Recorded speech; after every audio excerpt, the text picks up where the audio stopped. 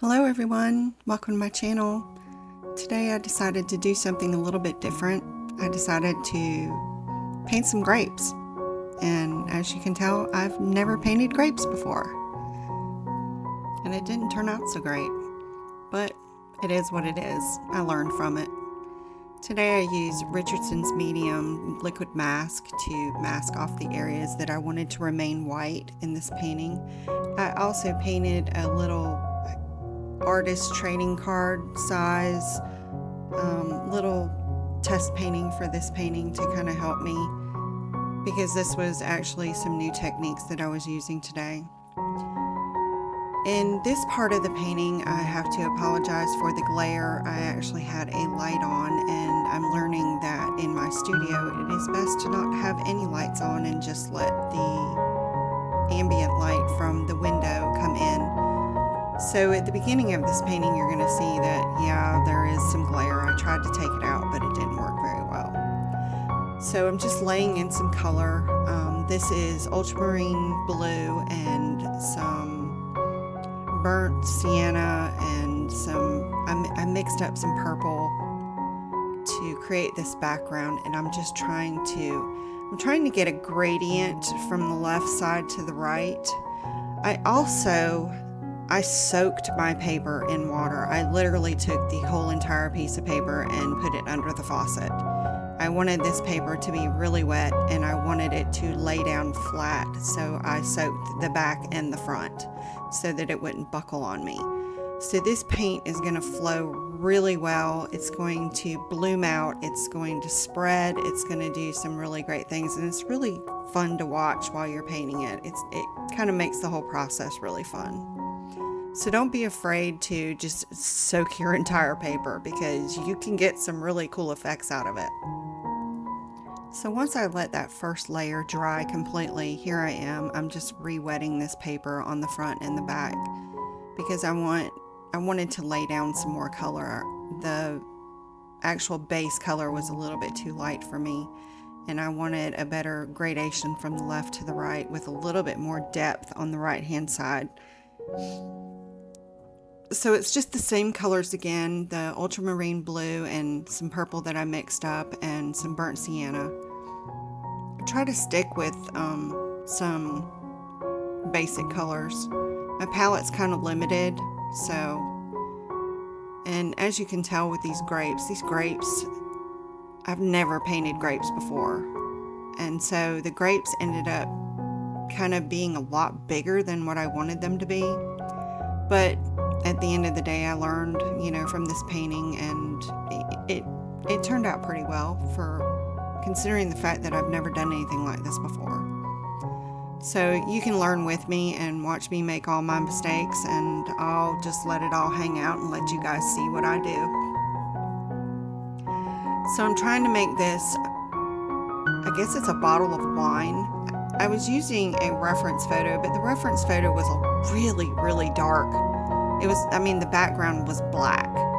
So I'm kind of making this up as I go. I didn't want this painting to be that dark. But as you can tell, where the masking fluid is, it protects my white areas. So I'm free to put in this color without worrying about the white parts. I'm going to share a little handy dandy trick with you guys today. I didn't have an eraser that would help me get masking fluid off of my paper, and I had this big bottle of Richardson's liquid mask, and so I made a small little box out of aluminum foil, and then I poured the masking fluid because masking fluid is just liquid latex. And so I poured the masking fluid into the little box that I made to make the eraser, and I set it in my closet and I let it dry out for probably about a month. And now I have this little fantastic eraser that I just love. You'll get to see it in a little bit when I show you when I'm pulling off the masking fluid. So as you can see in some of these areas, especially with the wine glass, I had some bleed out areas where the red color was bleeding out. That's the great thing about watercolor. You can lift it back out just by using some water. And it's weird because now that I'm watching this back as I'm doing this voiceover, I can see that these grapes, I guess they don't look so big now, but, well, yeah, in comparison to everything, they're a little bit too big. And I didn't really like the way the stem turned out either. But I'm learning. It's all a process. Don't be so hard on yourself. It's supposed to be fun. So in my last, maybe not my last, no, because my last video I was reviewing that really awesome book that I got, but in the video before that I was doing some wildflowers, and I was talking to you guys about going out and actually planting some wildflower seeds, and I actually got out there and did it. It was really nice here the other day. Well, I mean, it's been nice here pretty much every day. It's usually about 70 degrees every day here in Georgia. And so I went outside and I dug up some dirt and laid down some Miracle-Gro, and I sprinkled down my flowers. It says they're supposed to germinate in like 7 to 10 days. So I'm kind of looking forward to that, because if they do well, I'm going to say they're going to do well. When they do well, I plan on sharing those flowers with you guys, because I will be painting them. They're wildflowers, so they're cone flowers, they're cosmos flowers, all the different kinds of flowers that I just love. So I plan on sharing them with you in the future. On this wine bottle, I'm just darkening the right-hand side of this bottle, because as you can tell, the light source is coming from the left. I'm trying to learn about keeping to my light source. I'm not very good with shadows or learning about the direction of light, so I'm trying to learn all of that too. Like I said, I'm a self-taught artist, so I have a lot to learn. I have been acquiring some books and trying to find some more advanced watercolor artists on YouTube. I have to say, YouTube has been a wonderful, excellent tool for me. There are so many wonderful artists on YouTube, and I hope to do some shout outs in the future to some of my favorites. I can't think of them right off the top of my head right now, but I actually have some that I follow on a regular basis. So here I'm removing the masking fluid, as you can see, with my handy dandy eraser that I made myself with extra latex. And there's the eraser sitting there on the left hand side. I made it out of latex, and it is like the best eraser on the planet. So if it falls on the floor, I'm constantly looking for it, but it is my favorite. Well, technically it is the only eraser that I own.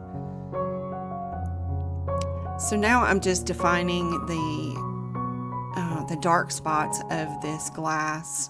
Now that the masking fluid has been removed, I have to be really careful around the white spaces, because, as you know, they're not protected anymore, so the paint can penetrate. For this part of the painting, I had mixed up a really dark, deep purple that I was going to use on the grapes, and I'm actually using this to create these dark areas of this glass, because when you stick to only a few colors in your painting, they all tend to become very cohesive, so they all work together for your lights and darks. So pretty much in this painting, I just used ultramarine blue. I used the blue and some magenta to mix up my purples, and I used some burnt sienna, and I did use some Payne's Gray. I actually have in my palette this palette that is Match Japanese Professional Watercolors that I plan on reviewing in the future. But in this palette, I actually have some professional Winsor & Newton Payne's Gray, because I absolutely love their Payne's Gray. I think it is a fantastic color. And the other one that I have is I think it's a Blossom Pink from, what is the name of it? I can't think of it right now. It's actually a Shell Pink from Holbein. So at this point of the painting, I'm working on these grapes. I'm not happy with the size of them. They are way too big. And I'm just adding some Payne's Gray to the bottom to kind of add some depth to the bottom. And then I'm adding in some shadows with some ultramarine blue, and then I'm blending it out. It kind of gives it a nice glow. It's kind of cool. And that will do it. I hope you guys enjoyed this painting today, and if you are not subscribed to my channel, please consider subscribing, and I hope you have a wonderful day, and I'll see you in the next video.